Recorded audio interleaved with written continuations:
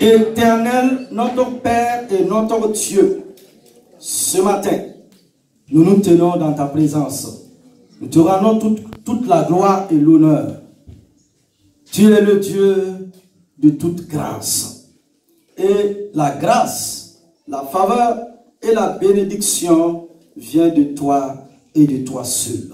Je te prie en ce matin que cette grâce qui vient de toi, cette grâce excellente qui vient de toi et de toi seul, soit le partage de l'assemblée de ton peuple.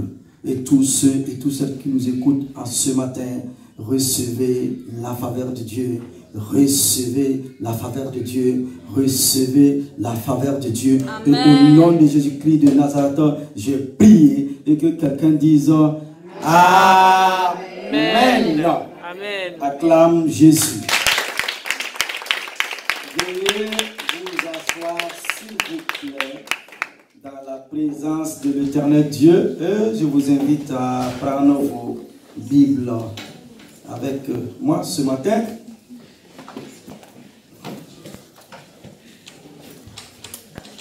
Voici le titre de l'enseignement de ce matin. Amen. Le titre de l'enseignement. Est-ce que vous êtes prêts? D'accord. Expérimenter la faveur de Dieu. Expérimenter la faveur de Dieu. Et comme texte biblique de référence, nous lisons dans Psaume 5, 12. C'est toi, Seigneur, qui bénis le juste. Tu l'entoures de ta faveur comme d'un bouclier. Notre deuxième texte se trouve dans Exode au chapitre 3, verset 21. J'accorderai à ce peuple la faveur des Égyptiens. Là, c'est Dieu qui parle. Il dit, j'accorderai à ce peuple la faveur des Égyptiens. Amen. Amen. Gloire à Dieu pour sa parole. La faveur divine dans votre vie ne dépend pas de nos origines, de nos talents, de nos capacités, ni de nos revenus. C'est une promesse que nous trouvons dans la Bible. Et tout ce que nous avons à faire, c'est y croire et la recevoir. La faveur de Dieu est une disposition bienveillante de Dieu envers l'homme. C'est une bénédiction que Dieu accorde à quelqu'un, non à cause des œuvres, des mérites ou des privilèges, mais par pure grâce. C'est un acte de générosité, quelque chose donné en signe d'amour, d'affection ou en souvenir. La faveur divine est un programme du ciel qui vous fait ressortir là où vous êtes. Elle permet de répandre sur vous les bénédictions de Dieu. Il vous dévance pour préparer le terrain et sert d'échelle pour atteindre le sommet. Quand la faveur divine vous projette au sommet, personne ne peut vous faire descendre. L'octroi de la faveur divine vient de Dieu lui-même, car c'est un programme qui peut transférer un homme de la prison au palais, de la fosse au lion au palais, en 24 heures. La faveur divine embellit les destinées.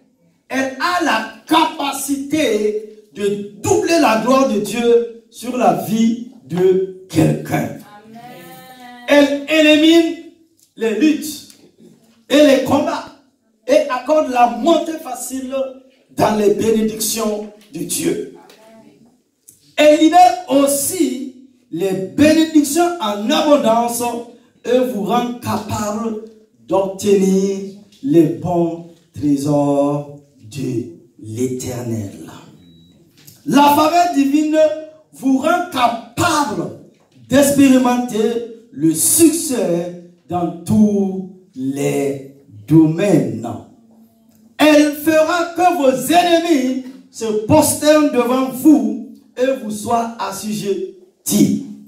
La faveur de Dieu poussera les gens à faire la compétition pour vous faire du bien.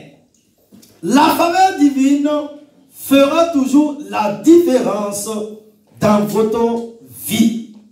Elle vous permettra d'avoir la promotion là où personne ne peut en recevoir une. La faveur de Dieu fera que Dieu aura compassion de toi, jettera son regard sur toi, là où les autres seront sans secours. Nous le voyons, notre Père aime prendre plaisir à déverser sur nous ses ressources abondantes à travers le pardon, la grâce, la restauration, la paix, la puissance et l'autorité dont nous sommes bénéficiaires. Dieu le fait non seulement pour nous bénir d'une vie heureuse et favorisée, mais aussi pour faire de nous une belle démonstration de sa faveur aux autres. En montrant la beauté de sa grâce imméritée à un monde souffrant et incrédule.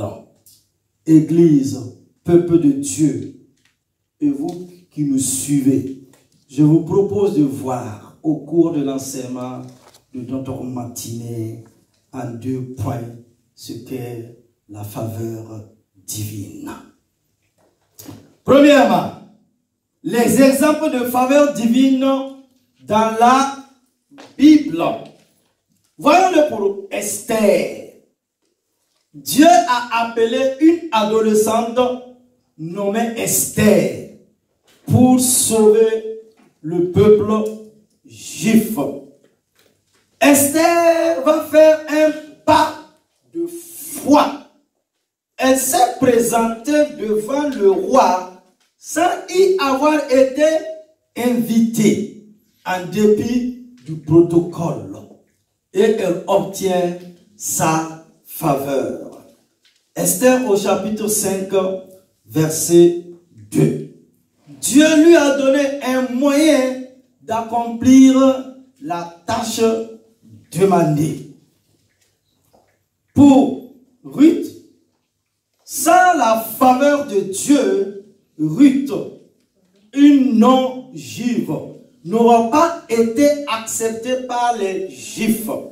Mais comme Dieu avait un plan pour sa vie et que son cœur était bien disposé, elle a finalement épousé Boaz, un homme puissant et riche. Ruth au chapitre 2, verset 1. De leur lien est descendu le roi David.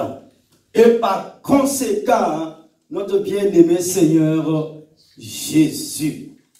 Quelle faveur! La Bible affirme dans Proverbe au chapitre 12, verset 2, l'homme de bien ou la femme de bien obtient la faveur de la part de l'Éternel. Prenons aussi l'exemple de Joseph. Quand la faveur divine descend sur sa vie, en 24 heures, Joseph sort de la prison. Joseph avait la faveur de son père, car il était le seul fils à qui Jacob avait fait un vêtement de plusieurs couleurs. Il avait tellement la faveur de son père qu'il suscita l'envie et la jalousie de ses propres frères. Et nous arrivons à cet homme-là, David le berger. Il était le moins considéré des fils de son père, mais il a quitté son état de petit berger pour la célébrité. Dieu promit cette faveur à son peuple, alors même que celui-ci était encore esclave en Égypte, sans armes et impuissant. Mais l'Éternel dit à Moïse qu'il ne fallait pas que les Israélites se laissent décourager par cette situation. Ils pouvaient avoir confiance quant à l'avenir. Sa promesse de faveur paraissait peut-être impossible. Pourtant, sa parole s'accomplit. En fait, quand le pharaon acceptait de les laisser partir, le peuple d'Égypte donna aux Israélites des objets d'argent, des objets d'or et des vêtements, confirmant la promesse de Dieu. La Bible déclare que le Seigneur avait accordé au peuple la faveur des Égyptiens. Exode au chapitre 12, versets 35 et 36. Et nous arrivons à notre Seigneur Jésus. Jésus grandissait et progressait en sagesse. Et il se rendait toujours plus agréable à Dieu et aux hommes.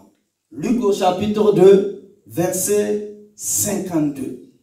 Dès son enfance, Jésus a marché dans la faveur surnaturelle de Dieu et des hommes.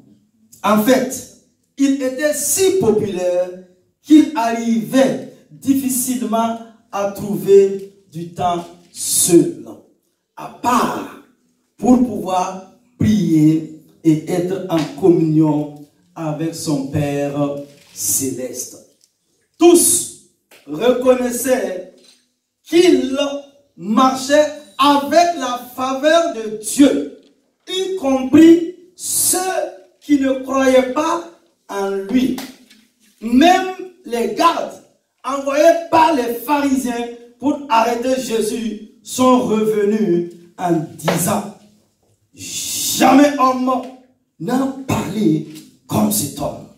Jean au chapitre 4, 7, verset 46. Jusqu'à la fin de sa vie, même lorsqu'il était sur la croix, les gens ont reconnu que Dieu était avec lui. Cette même faveur est disponible pour nous, peuple de Dieu, enfants de Dieu. Nous ne devons jamais oublier que, quoi qu'il arrive, nous pouvons avoir la faveur de Dieu et celle des gens qui nous entourent. Le succès dans la vie est une fonction directe de la faveur de Dieu. Toute grâce exceptionnelle appelle une faveur aussi exceptionnelle. La grâce vous livre les choses qui ne reviennent pas de droit, mais que Dieu vous donne juste pour montrer que vous êtes entré dans ses faveurs. Le maintien de ces faveurs dans notre vie répondez évidemment à quelques conditions. Et nous arrivons au grand 2. Les conditions de la pérennité de sa faveur.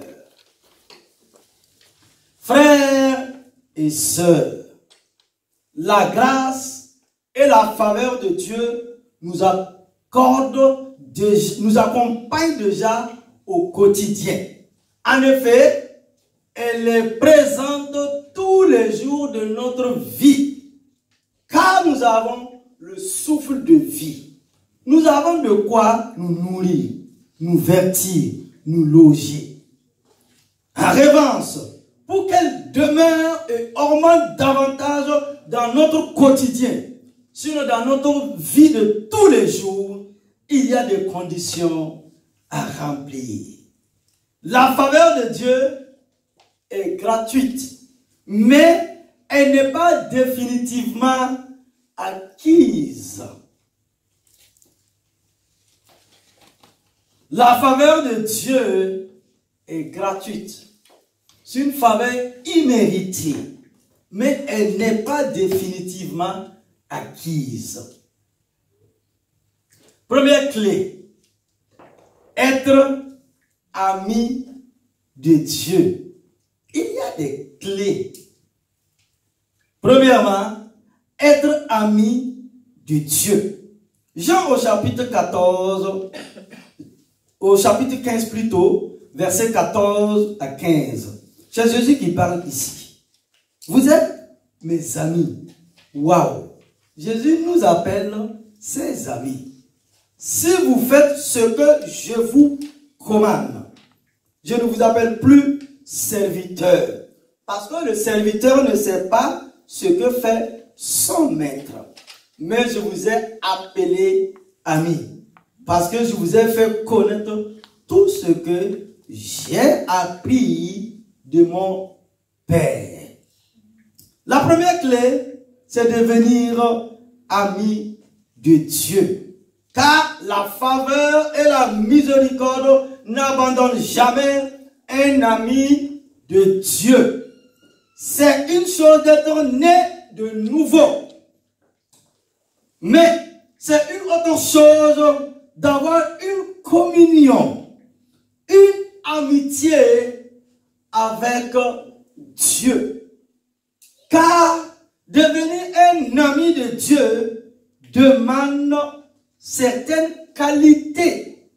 Parce qu'un ami de Dieu ne mentira pas, ne volera pas, ni ne vivra pas dans la fornication, l'impudicité. Il ne trompera pas les autres, ne pensera pas à faire le mal, mais il dira la vérité dans son cœur. La deuxième clé, c'est de pratiquer ou de vivre dans la sainteté. Que signifie vivre la vraie sainteté?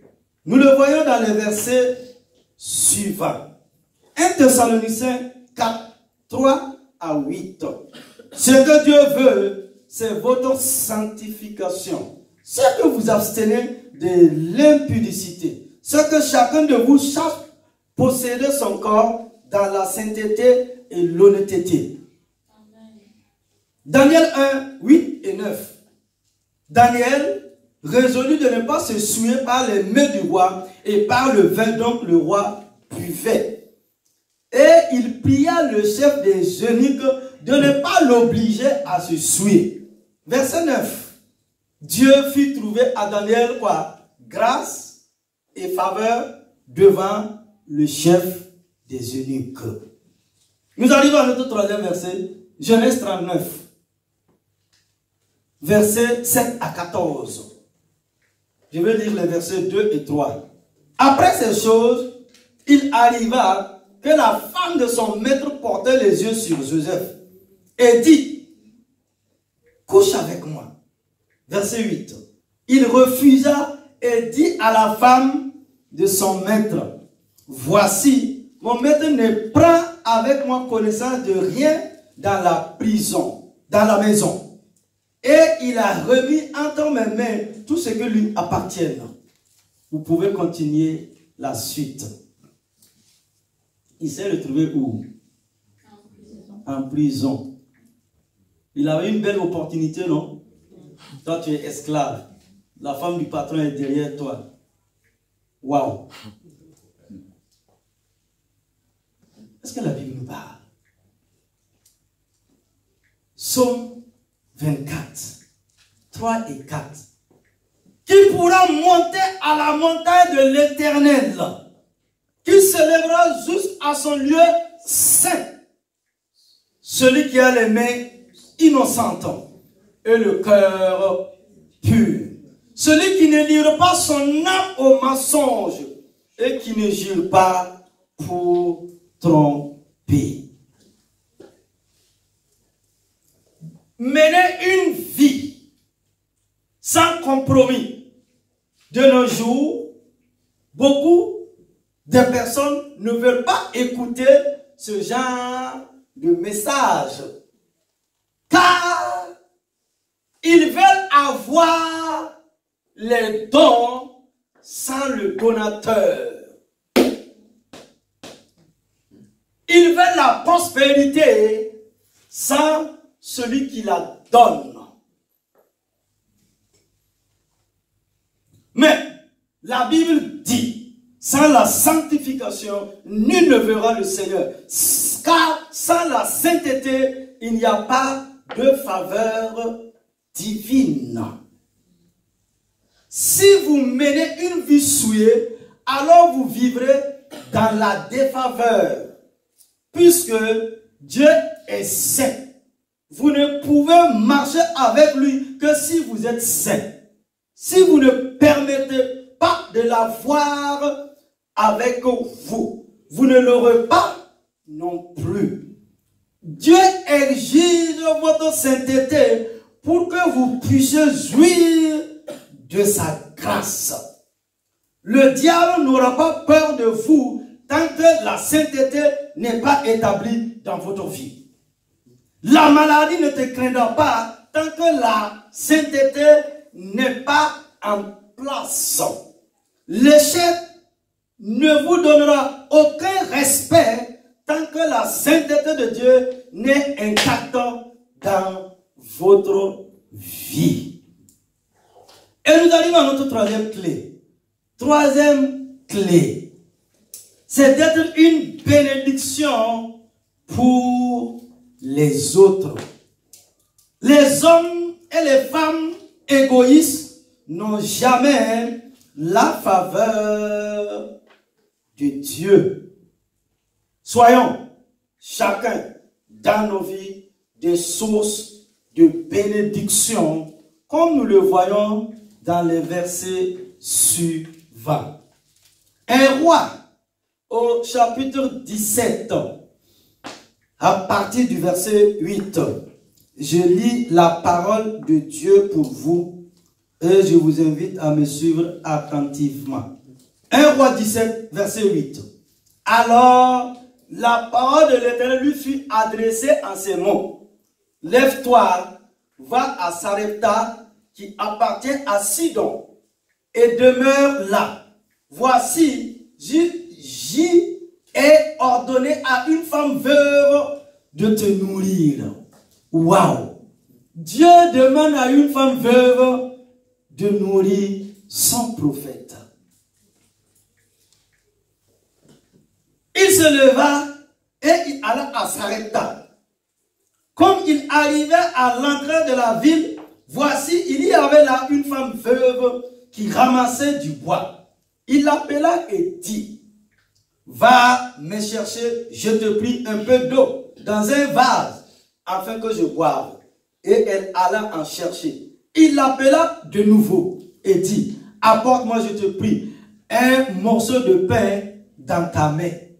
Et elle répondit, l'Éternel ton Dieu est vivant. Je n'ai rien de cuit, je n'ai qu'une poignée de farine dans un pot et un petit d'huile dans une cruche. Et voici, je ramasse 2 morceaux de bois, puis je rentrerai et je préparerai cela pour moi et pour mon fils. Nous mangerons, après quoi nous mourrons. Parce qu'il y avait la famine dans le pays. Et c'est l'auteur même de la famine qui vient demander à manger. Élie lui dit, ne crains point, rentre, fais comme tu as dit. Seulement prépare-moi d'abord avec cela un petit gâteau et tu me l'apporteras. Tu en feras ensuite pour toi et pour ton fils. Il faut servir. Il y a la famine. Comment un homme de Dieu, un prophète peut parler comme ça? Il faut d'abord penser aux enfants. Waouh! Car ainsi parle l'Éternel, le Dieu d'Israël. La farine qui est dans le pot ne manquera point. Et lui qui est dans la cruche ne diminuera point jusqu'au jour où l'Éternel fera tomber de la pluie sur la face du sol. Elle alla et elle fit selon la parole d'Élie. Et pendant longtemps, elle eut de quoi manger, elle et sa famille, aussi bien qu'Élie. La farine qui est dans le pot ne manqua point, et lui qui est dans la cruche ne diminua point, selon la parole que l'Éternel avait prononcée par Élie. Waouh! Notre deuxième texte, Genèse au chapitre 18, versets 2 à 10. Il leva les yeux, c'est Abraham, et regarda, et voici, 3 hommes étaient debout près de lui. Quand il les vit, il courut au-devant d'eux depuis l'entrée de sa tente et se prosterna en terre. Verset 3. Et il dit, Seigneur, si j'ai trouvé grâce à tes yeux, ne passe point. Je te prie, loin de ton serviteur. Et vous pouvez continuer la lecture. 2 Rois, chapitre 4, verset 8 à 16.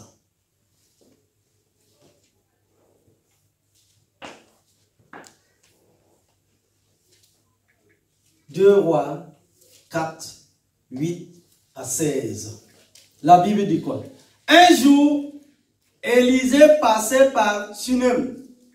Donc, Élie, le prophète, lui, il est passé par Sarepta.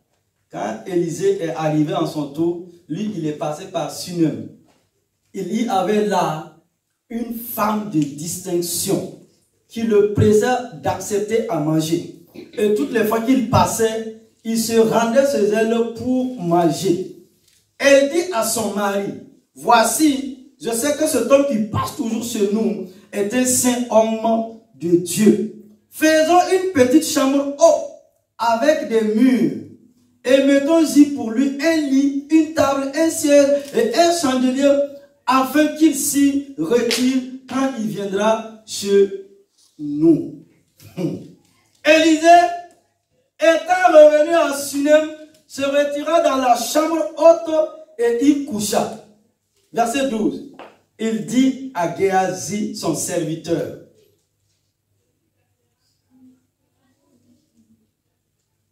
appelle cette Sunamite. Géhazi l'appela et elle se présenta devant lui. Et Élisée dit à Géhazi, dis-lui, voici, tu nous as montré tout cet empressement. Que peut-on faire pour toi? Faut-il parler pour toi au roi ou au chef de l'armée? Elle répondit, j'habite au milieu de mon peuple. Ce qui veut dire, je n'ai pas d'enfant.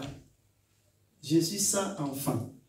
J'habite au milieu de mon peuple. Et il dit, que faire pour elle? Géhazi répondit, mais Elle n'a point de fils. Et son mari est vieux.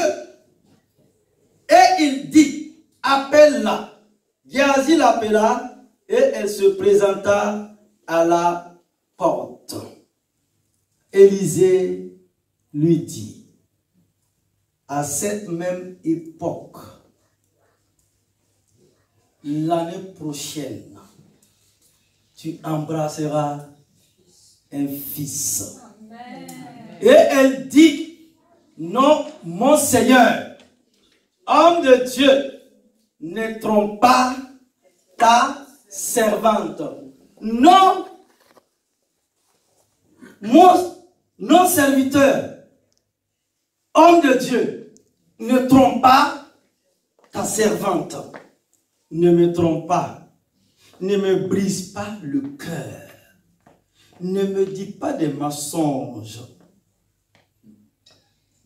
Mon mari là, il est vieux.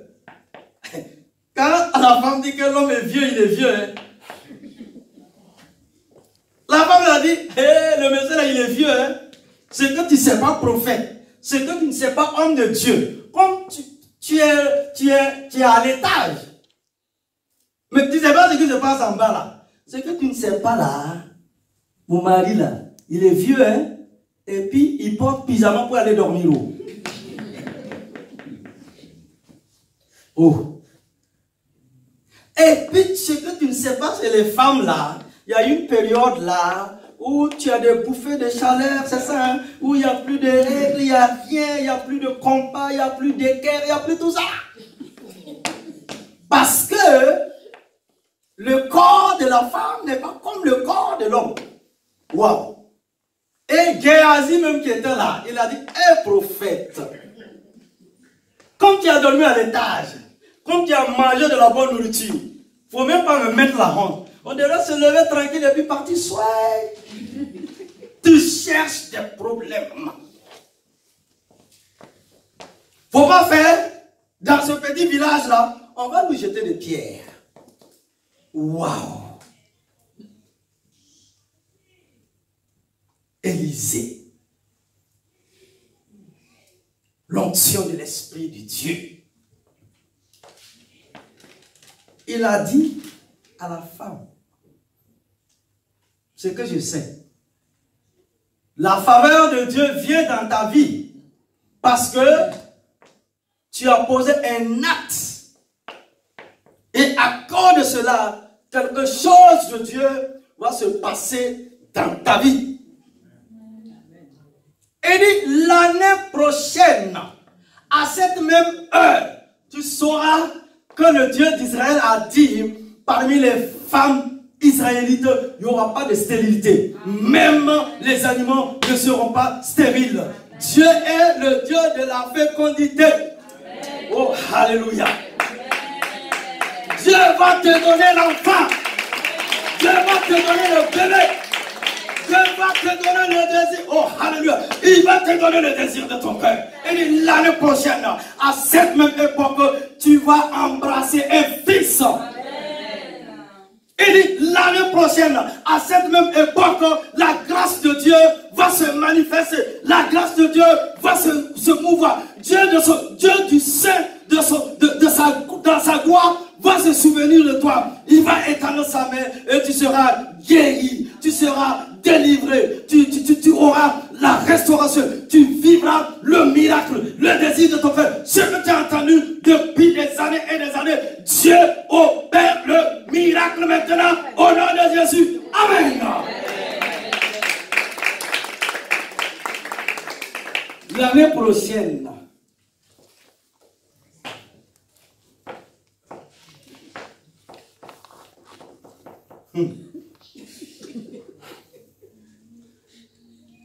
l'enfant là va venir. Amen. Et l'enfant est venu. Amen.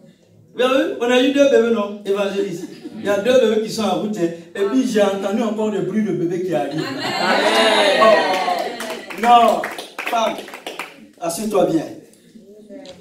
C'est une faveur imméritée. Alléluia. La faveur divine. Demande à Dieu sa grâce.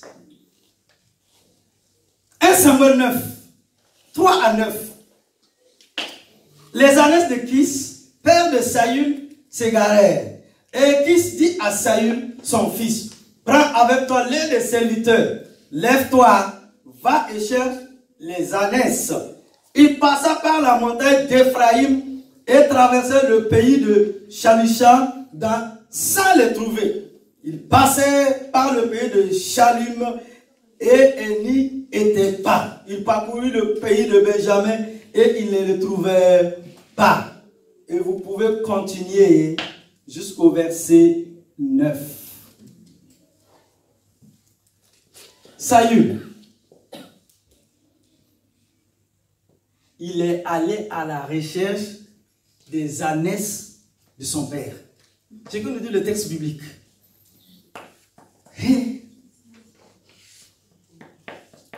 Son père dit, tu vois, les ânesses sont parties. On va faire comment? Il a pris le serviteur et il est allé pour chercher les ânesses de son père. Croyant les retrouver. Et Dieu est un Dieu de circonstances. Il est allé. Qu'est-ce qui s'est passé? Il a rencontré la royauté. Waouh! Un chercheur d'ânesses, oh alléluia, qui est devenu le premier roi en Israël. Il a rencontré Samuel. Samuel dit, le peuple veut un roi. Et je cherchais quelqu'un. Et Dieu te fait la grâce parmi les fils d'Israël. Et tu deviendras roi en Israël. Et la Bible m'enseigne, Saül est devenu roi ou pas? Il est devenu roi. La grâce de Dieu, la faveur de Dieu. Il n'a pas prié pour devenir roi. Il ne s'attendait même pas à une promotion. Il ne s'attendait même pas à une élévation. Il faisait son travail. Et la faveur de Dieu, la grâce de Dieu, le miracle de Dieu l'a rencontré. Sans l'apport de qui que ce soit, mais la main de Dieu. Je prie que cette faveur soit ton partage maintenant au nom de Jésus. Je prie que cette faveur soit le partage de tes enfants maintenant au nom de Jésus-Christ de la faveur de Dieu qui va vous conduire à la royauté, qui va vous conduire au palais présidentiel, au palais royal. La faveur de Dieu qui va vous conduire à l'élévation. C'est une grâce imméritée. Dieu te fait la grâce. Alléluia. Celui qui recherche le bien s'attire de la faveur. Mais celui qui poursuit le mal en est atteint. Proverbe 11, verset 27. Quand vous faites un effort pour bénir les autres, vous aurez une grande faveur comme la veuve de Sarepta. Faites aux autres ce que vous voulez qu'ils fassent pour vous. Si vous voulez donc que Dieu vous fasse rentrer dans ses grâces, montrez de l'entrée pour son royaume. Cela veut dire quoi? Cherchez premièrement le royaume de Dieu et sa justice. Jésus dit tout le reste. C'est Dieu le donateur. Et femme, écoute-moi bien, quand Dieu t'a donné là, personne ne peut venir retirer ça. Non. Si t'a donné, il t'a donné. Dieu est bon.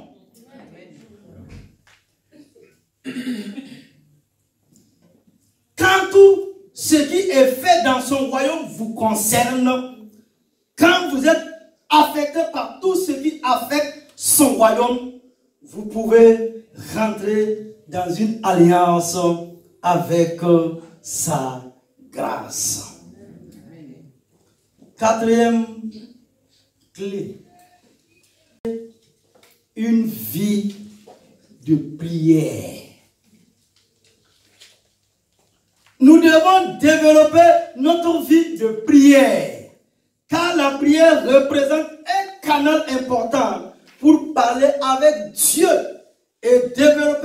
également sa relation avec le Saint-Esprit. C'est ce qui nous permettra d'activer la grâce et la faveur de Dieu dans notre vie au quotidien. Éphésiens chapitre 6, verset 18. Colossiens chapitre 4, verset 2. En effet, plus tu es proche de Dieu, plus sa grâce et sa faveur se manifestent dans ta vie. Amen. Tu apprends alors à lui être agréable et à ne rien faire qui te prive de sa grâce. Et nous arrivons à notre cinquième clé. Cinquième clé. Activer notre foi. Nous devons aussi activer notre foi pour recevoir. 2 Corinthiens 5, 7 et Hébreux chapitre 11, verset 1. Vivez donc par la foi aujourd'hui. Marchez avec assurance que Dieu va vous donner la faveur que Jésus avait sur sa vie. Amen. Activez votre foi. Activez notre foi. Nous devrons avoir cette confiance. Nous devons avoir l'assurance, la certitude, la foi en la parole de Dieu, la foi en la promesse de Dieu. La foi, tu fais quoi? Tu possèdes sans l'avoir vu. Et cela se manifeste.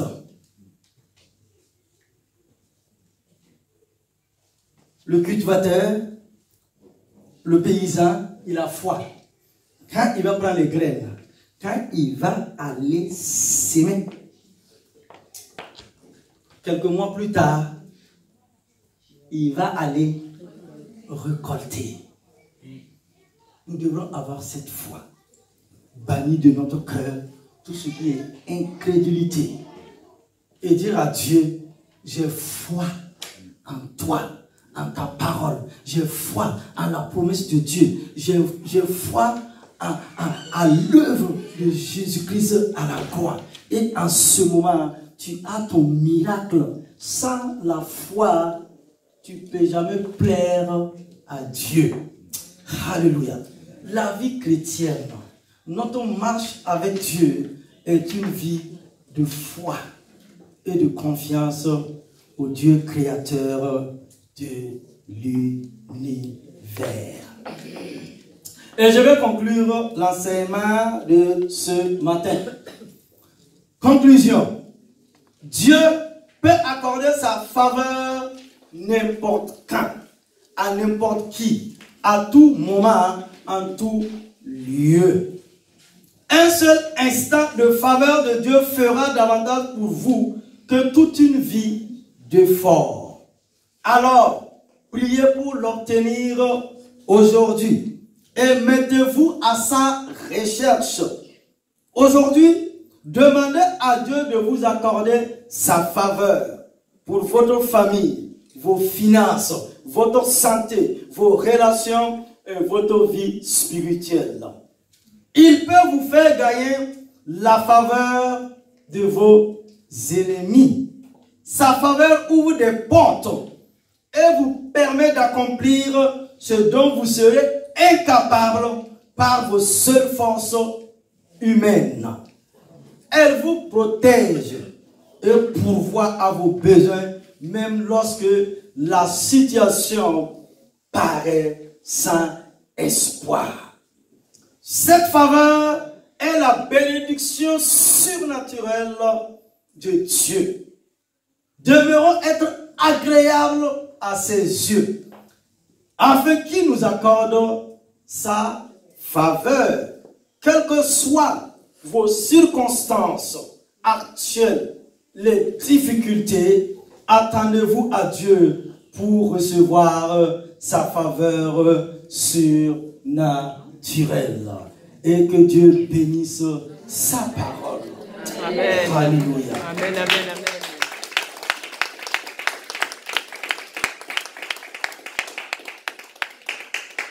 Arrêtez-y. Arrêtez-y. Premièrement, la faveur divine dans votre vie ne dépend pas de nos origines, de nos talents, de nos capacités, ni de nos revenus. C'est ça la faveur divine. C'est une grâce imméritée. Deux, Dieu peut accorder sa faveur n'importe quand, à n'importe qui, à tout moment, en tout lieu. Trois, la faveur de Dieu est gratuite, mais elle n'est pas définitivement acquise. Alléluia. Que cette faveur de Dieu nous saisisse.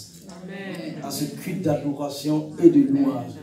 Que Dieu nous fasse la grâce. Amen. Que nous expérimentons cette grâce de Dieu. Amen. Tiens-toi debout. Prière finale. Et avec une foi profonde, proclamons ensemble. Éternel mon Dieu. Éternel mon Dieu. Éternel mon Dieu. Éternel mon Dieu. Éternel mon Dieu. Éternel mon Dieu. Alléluia. Éternel mon Dieu. Éternel mon Dieu. Éternel mon Dieu. Éternel mon Dieu. Tu as manifesté une faveur incomparable pour chacun de nous par le sacrifice de Jésus à la croix. Tu as manifesté une faveur incomparable pour chacun de nous par le sacrifice de Jésus à la croix. Qui a été pour nos nombreux péchés afin que nous soyons sauvés. Qui a été sacrifié pour nos nombreux péchés afin que nous soyons sauvés. Je ne veux plus être esclave du péché. Je ne veux plus être esclave du péché. Je ne veux plus être esclave du péché. Je ne veux plus être esclave du péché. Je veux grandir dans cette faveur. Je veux grandir dans cette faveur. Je veux grandir dans cette faveur. Je veux grandir dans cette faveur. Et marcher selon tes voies. Et marcher selon tes voies. Je veux ouvrir mon cœur à ta présence. Je veux ouvrir mon cœur à ta présence. Je veux ouvrir mon cœur à ta présence. Je veux ouvrir mon cœur à ta présence. Et développer une réelle intimité avec toi. Et développer une réelle intimité avec toi. Et développer une réelle intimité avec toi. Et développer une réelle intimité avec toi. Je te prie aussi de m'aider à marcher dans la foi. Je te prie aussi de m'aider à marcher dans la foi. Ainsi je verrai ta faveur se renouveler. Ainsi je verrai ta faveur se renouveler. Et augmenter dans ma vie à partir d'aujourd'hui. Et augmenter dans ma vie à partir d'aujourd'hui. Et augmenter dans ma vie à partir d'aujourd'hui. Et augmenter dans ma vie à partir d'aujourd'hui. Viens au secours de ma nature humaine. Viens au secours de ma nature humaine. Viens au secours de ma nature humaine. Viens au secours de ma nature humaine. Viens au secours de ma nature humaine. Viens au secours de ma nature humaine. Au nom de Jésus. Au nom de Jésus. Au nom de Jésus. Au nom de Jésus. Au nom de Jésus. Au nom de Jésus. Au nom de Jésus. Au nom de Jésus. Au nom de Jésus. Au nom de Jésus. Acclame Jésus de Nazareth. Acclame-le très très fort. Lève ta voix et rends grâce à Dieu.